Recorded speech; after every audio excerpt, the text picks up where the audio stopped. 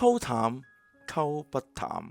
大地，你把清水加進喝了一半的檸檬水。我說溝淡了不會不好喝嗎？你說不會呢，邊說邊示範折了檸檬片幾下。我說還會出味道嗎？你說一開始飲時沒有折呢。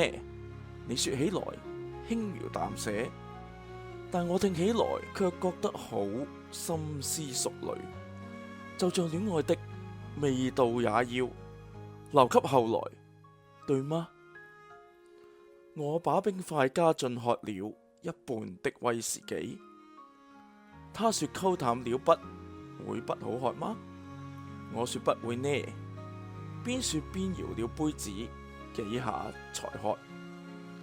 他說味道可以嗎？我說比一開始時冷靜呢。